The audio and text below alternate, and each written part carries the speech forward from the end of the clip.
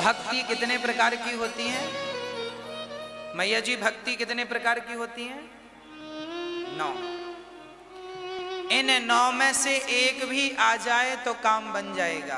पहली भक्ति है श्रवणम, कथा सुनना सीखिए, ये पहली भक्ति। कथा सुनिए अधिक से अधिक।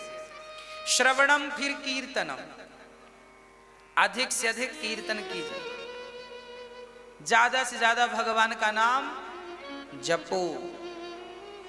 जब नाम अधिक जपेंगे तब भगवान के दर्शन के अधिकारी बनेंगे। आप संगीत सीखने जाएंगे तो डायरेक्ट गाना गाना थोड़ी सीख लेंगे। पहले क्या सीखेंगे? सारे गामा पा धा नी सा, सारे गामा पा धा नी सा, सारे गामा पा धा नी। इसको खूब जपिए, सारे गामा पा धा नी सा, सारे गामा पा धा नी, खूब जपिए।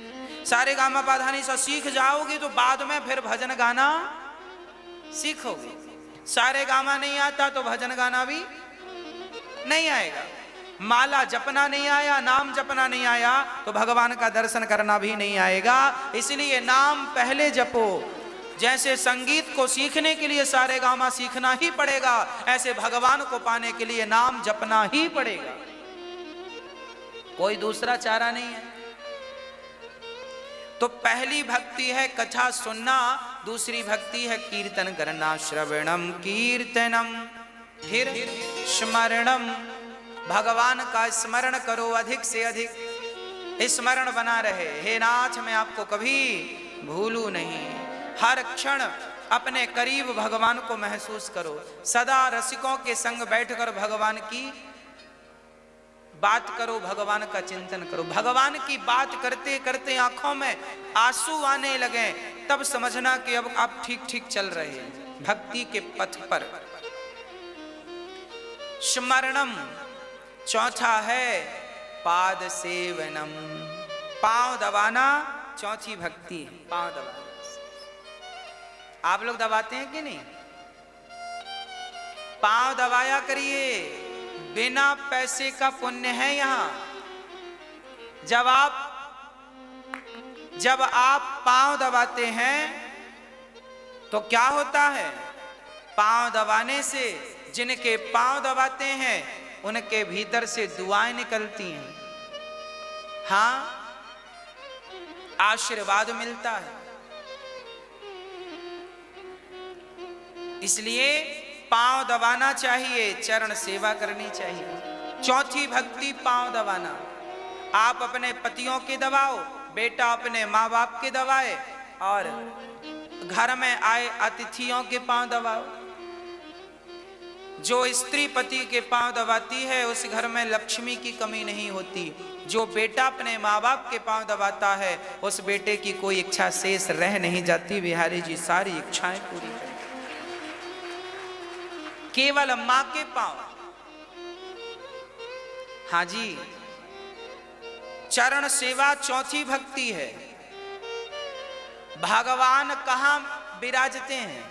भगवान का वास ही चरणों में है। इसलिए सबके पांव छुए जाते हैं, सिर नहीं छुआ जाता। पांव क्यों छुआ जाता है? क्योंकि चरणों में हमारे शरीर के हर अंग में देवी और देवताओं का वास है। हाथ में इंद्र का वास है, मन में चंद्रमा का वास है, चंद्रमा मन।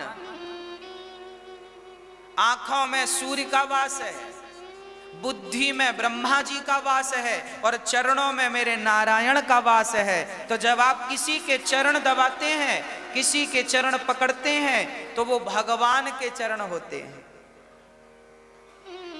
आप पकड़िए मां के चरण, पर भाव बने कि ये भगवान के चरण है तो बस मिल गए भगवान।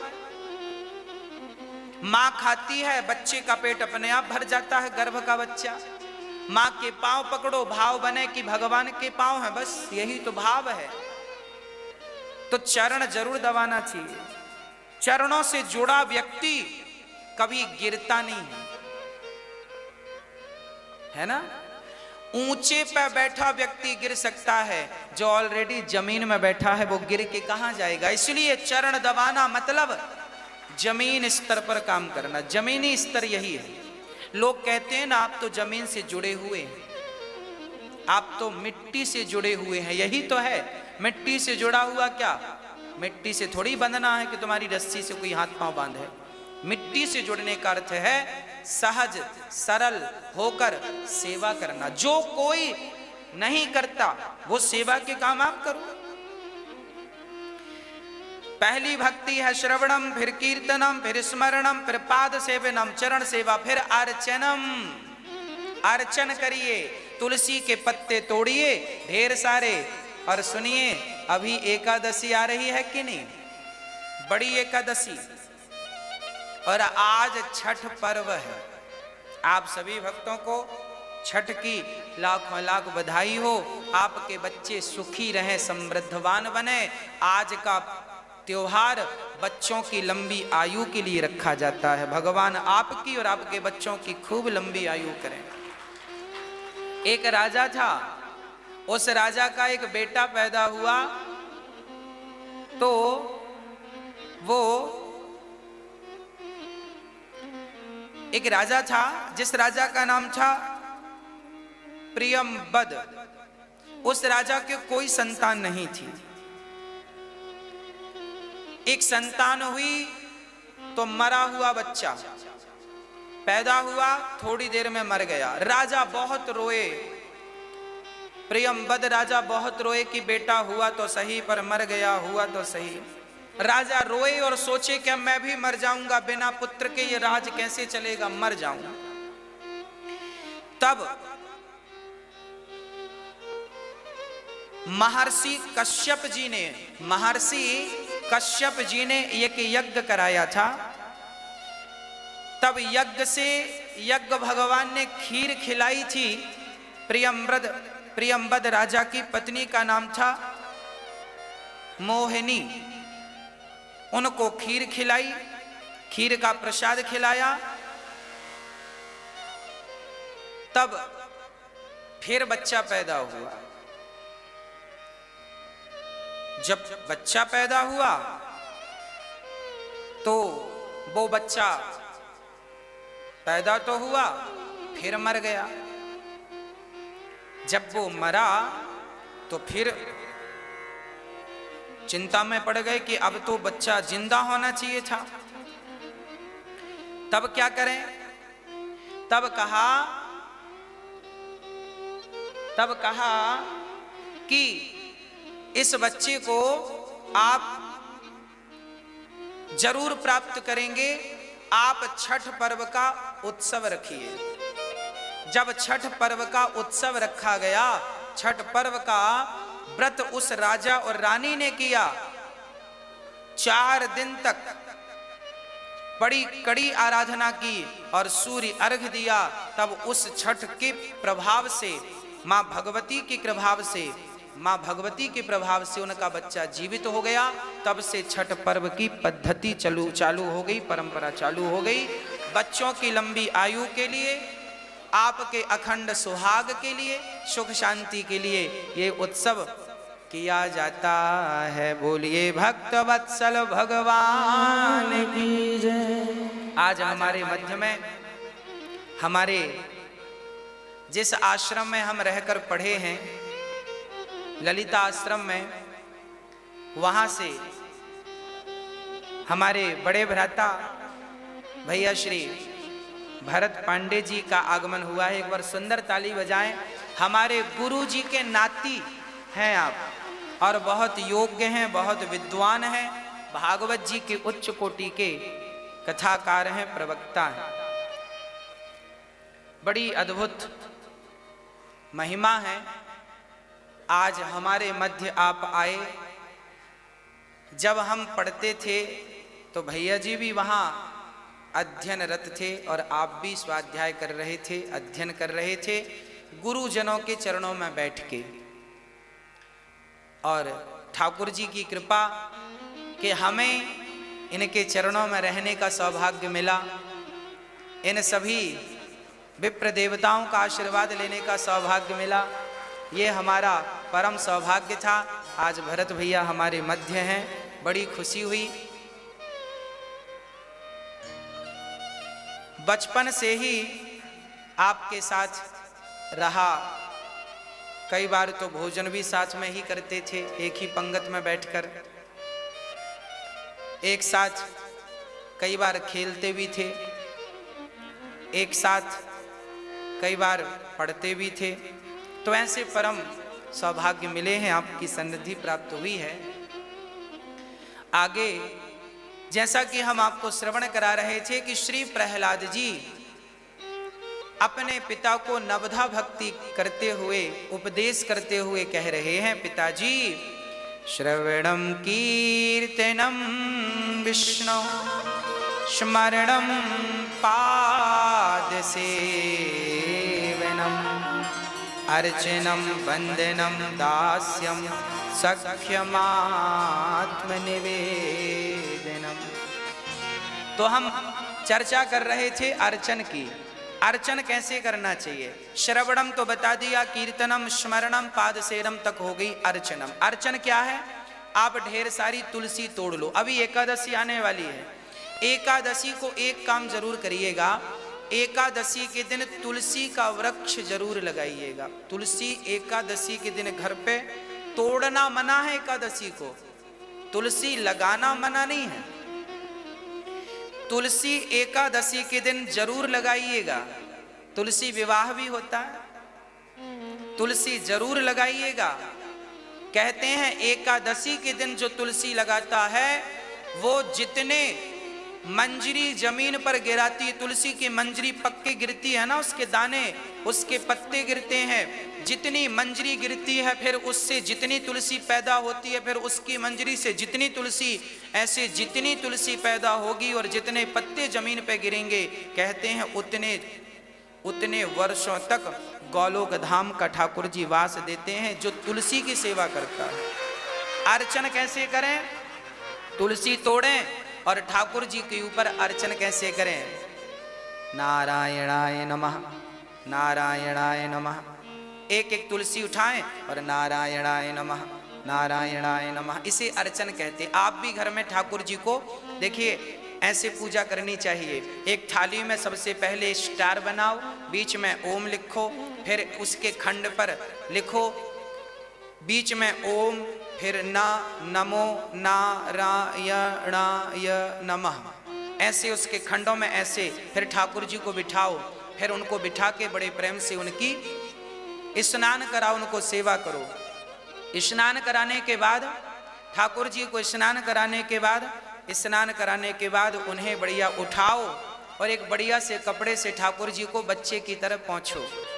दूध से, दही से, घी से, शक्कर से, शहद से, जो आपकी सामर्थ्यता है, बढ़िया ठाकुर जी को स्नान कराओ और उनको बढ़िया से पहुँचो। ठाकुर जी की सेवा रोज बच्चों की तरह करनी चाहिए और उन्हें बढ़िया से फिर उठा करके पहुँचिए और बढ़िया से ठाकुर जी का श्रृंगार कीजिए, ठाकुर जी की सेवा कीजिए, श्रृंगार कीजिए। उसके बाद ठाकुर जी को बढ़िया श्रृंगार करके उनको माला, उनको वाले सब पहनाओ, बढ़िया सेवा करो। फिर अर्चन, तुलसी तोड़ो और गोविंदाय नमः, श्री नारायणाय नमः, कृष्णाय नमः, नारायणाय नमः, गोविंदाय नमः। एक एक, आपसे कोई मंत्र नहीं आता वेद का, कोई बात नहीं, आप गोविंदाय नमः तो कह सकते हैं, नारायणाय नमः तो कह सकते हैं, कृष्णाय नमः तो कह सकते हैं, कोई बात नहीं। उल्टा नाम जपत जग जाना, वाल्मीकि भई ब्रह्म समाना। हमारी पूजा में कोई गलती हो भी गई और श्रद्धा बराबर है तो आपकी श्रद्धा कुछ गलत होने नहीं देती, क्योंकि भगवान प्रेम के भूखे हैं। हाँ, प्रेम के भूखे हैं। आप रोज अर्चन, इसे कहते हैं अर्चनम। अर्चन करके वंदनम, ठाकुर जी की वंदना करो। प्रार्थना, वंदना क्या होती है? रोज वंदना करना चाहिए। हे नाथ, मैं आपको कभी भूलूं नहीं। हे प्रभु, आप ही हमारी माँ हैं, आप ही हमारे पिता हैं, आप ही हमारे बंधु हैं, आप ही हमारे सखा हैं। हे नाथ, ये तो बताओ कि आपके सिवा मैं किसे भजूं? माना कि मैं अपराधी हूँ, कामी हूँ, क्रोधी हूँ, लोभी हूँ, लालची हूँ, फिर भी नाथ जैसा हूँ तो आपका हे नाथ मुझे स्वीकार करो। हे गोविंद मेरा आपके सिवाय सृष्टि में कोई नहीं है, मेरे अपराधों को क्षमा करके मुझे अपनी भक्ति देकर मुझे कृतार्थ करें। हे नाथ मैं आपको कभी भूलूं नहीं, ऐसी हमें प्रार्थना करनी चाहिए। अर्चनम वंदनम, ये वंदना है, भगवान की अर्चना करके वंदना करनी चाहिए कि हे नाथ मैं आपको कभी, ये वंदना है। फिर दास्यम, और फिर ये कहो कि हे नाथ मैं आपका क्या हूं, दास हूं। मैं आपका क्या हूं, दास। और भगवान के दास बनकर ही रहना है। ये घर तुम्हारा नहीं है, ये घर भगवान का है आपका, रजिस्ट्री आपके नाम की है, पर भाव यह रहे कि हे नाथ ये आपका है। कभी ये अहंकार ना है कि मैं इस घर का मालिक हूं, ये बच्चे मेरे नहीं, हे नाथ ये आपके बच्चे हैं, आपकी संतान है। आपने तो हमें जिम्मेदारी दी है, जैसे बैंक का एक मैनेजर पूरा मैनेजमेंट करता है, सबको देखता है, सबको संभालता है, लाखों का लेना करोड़ों का लेना देना रोज करता है, पर बैंक का मैनेजर ये तो नहीं कहता कि ये बैंक मेरी है। वो ये जानता है कि ये बैंक सरकारी है, इसकी मालिक सरकार है, हम तो केवल कर्मचारी हैं। उसी प्रकार आप भी अपने घर परिवार में रहो, पर मालिक बनकर नहीं, भगवान के कर्मचारी बनकर के रहो, भगवान के दास बनकर रहो। यही दास भाव है, यही दास है। तो सख्य, हाँ, अर्चनम वंदनम दास्यम, हम प्रभु आपके कौन हैं, दास। और घर के हम मालिक नहीं हैं, घर के हम चाकर हैं आपके। मैनेजर तक तो ठीक है, मालिक मत बन जाना। मालिक कन्हैया है। ना तुम किसी बच्चे की माँ हो, ना तुम किसी बच्चे के पिता हो, माता पिता भगवान है। हमें जिम्मेदारी दी है 2 बच्चों की, 2-4 एकड़ जमीन की, छोटी मोटी दुकान और फैक्ट्री की संभालो, भगवान की मानकर संभालो, अपनी नहीं। हमारी तुम्हारी कोई वफौती नहीं है, सब ठाकुर जी का है। आज नहीं तो कल उनका ही होना है। तो ये भाव अभी से बने कि प्रभु सब आपका है। मैं नहीं, मेरा नहीं, यह तन किसी का है दिया, जो भी मेरे पास है वह सब प्रभु का है दिया। इसलिए तो अर्चनम वंदनम दास्यम, ठाकुर जी के दास से। और फिर सख्य, सख्य भाव होना चाहिए। अर्जुन किस भाव से भक्ति करते थे, ये कन्हैया मेरे सखा हैं। ग्वाल वाल किस भाव से भक्ति करते थे, कन्हैया मेरे सखा है। मधु मंगल तो कबड्डी में भगवान को हरा देता और कहता तुम हार गए हो, बैल बनो, मैं तुम्हारे ऊपर बैठूंगा। मधु मंगल को भगवान अपने ऊपर बिठाते हैं, घोड़ा बनते हैं और घोड़े बनकर चलते हैं। भक्त को ऊपर बिठाया, खुद भगवान घोड़ा बन के चल रहे हैं। क्यों? क्योंकि उन्होंने सख्य भाव रखा है। आप भी भगवान से कहिए, हे नाथ आप भी मेरे हैं और मैं आपका। हाँ, सख्य भाव हो, एक प्रेम करने का। एक देखिए, एक लड़की आपसे प्रेम करती है तो या तो भाई समझ के प्रेम करेगी या तो प्रेमी समझ के प्रेम करेगी, है ना। एक रिश्ता तो होगा तब प्रेम करेगी, बिना रिश्ते के कौन किससे प्रेम करता है ये बताओ। आप अपने ही बेटे से प्रेम करते हैं, पड़ोसी के बच्चे से तो प्रेम नहीं करते। क्यों? क्योंकि आपका उस बच्चे से रिश्ता है। आप अपने आप को उसकी माँ कहती हो, आप अपने आप को उसका भाई कहती हो। तो भगवान से भी जब तक रिश्ता नहीं बनेगा तो प्रेम की संभावना ही नहीं है। और रिश्ता बनेगा तो प्रेम होगा, और प्रेम होगा तो कल्याण होगा। क्योंकि राम ही केवल प्रेम प्यारा, और प्रेम तो तब प्यारा होगा ना, प्रेम तो तब होगा जब रिश्ता होगा। रिश्ता ही नहीं तो प्रेम का सवाल ही नहीं। तो पहले भगवान से रिश्ता बनाओ। इसलिए नवधा भक्ति में एक एक चीज स्पष्ट है। सख्य, हमारे भगवान सखा, या तो भगवान को माता समझ लो, पिता बना लो, कृष्णम वंदे जगद्गुरुम, गुरु बना लो, सखा बना लो, जो मन करे सब। द्रौपदी ने भाई बनाया, गोपियों ने पति बनाया, अर्जुन ने सखा बनाया, ग्वाल वालों ने सखा बनाया। आपका जो दिल करे कन्हैया को वो बना लो, पर बनाओ। आप ही हमारे माई बाप हो। हमने तो अपना माई बाप बना रखा है बिहारी जी को। हे बिहारी जी, आप ही हमारे माता पिता हैं, बस आप ही हमारे सब कुछ बना रखा है। जब पिता बनाएंगे, माँ बनाएंगे तो प्यार भी होगा। मीरा ने तो कृष्ण से प्यार किया, मेरे पति हैं। पति बनाया तब तो प्यार किया, जिससे आप रिश्ता, रास्ते में चलते हुए आदमी से थोड़ी आप प्यार करने लगेंगे। पहले रिश्ता होगा तब तो प्यार होगा। तो रिश्ता क्या है आपका भगवान से? इसलिए शास्त्र कहते हैं त्वमेव माता च पिता त्वमेव, माता रामो मत पिता रामचंद्र, स्वामी रामो मत सखा रामचंद्र, सर्वस्वम में रामचंद्रो दयालु नान्यम जाने नहीं व जाने न जाने। मैं राम के सिवा किसी को जानता भी नहीं हूँ। राम ही माता है, राम ही पिता है, राम ही बंधु है, राम ही सखा है। कृष्णम वंदे जगत गुरु। और आखिरी भक्ति क्या है? अर्चनम वंदनम दास्यम सख्य आत्मनिवेदनम। आखिरी है समर्पण। भगवान के चरणों में क्या करना चाहिए? क्या करना चाहिए? समर्पण। अच्छा, समर्पण कैसे होता है? कह देने से होता है क्या? मैंने कह दिया कि मैं समर्पण कर रहा हूं सो हो गया, कहने से नहीं होता। समर्पण कैसे होगा? समर्पण का एग्जाम्पल कहां से लाएंगे, कहां से सीखेंगे समर्पण? आज हम दो लोगों का नाम लेके आपको समर्पण सिखाएंगे। समर्पण किसे कहते हैं, समर्पण कैसा होता है? पहला समर्पण होता है गौ माता का। कैसे?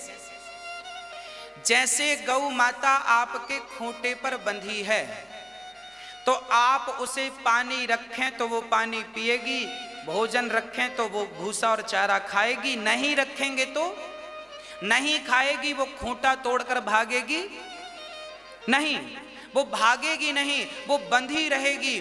जैसे गाय मालिक पानी पिलाए तो पीती है, भोजन कराए तो करती है, नहीं तो भूखी प्यासी खूंटे पे मर जाएगी, पर खूंटा तोड़ के नहीं भागेगी। उसी प्रकार कन्हैया, तू देगा तो खाऊंगा पीऊंगा, नहीं तो मर जाऊंगा, पर तेरा भजन छोड़ के कहीं जाऊंगा नहीं। मैं तो तेरा हूं, तू भूखा रख प्यासा रख। सुदामा जी 4 दिन कई बार चूल्हा नहीं जलता था, तो इसका अर्थ ये थोड़ी कि सुदामा जी कृष्ण का नाम छोड़ दें, कृष्ण को कहने लगे तुम तो हमारी सुनते ही नहीं हो। दूसरा, समर्पण सीखना हो तो पत्नी से सीखना चाहिए। समर्पण की गुरु पत्नी होती है। कैसे? पत्नी कैसी है सुनो।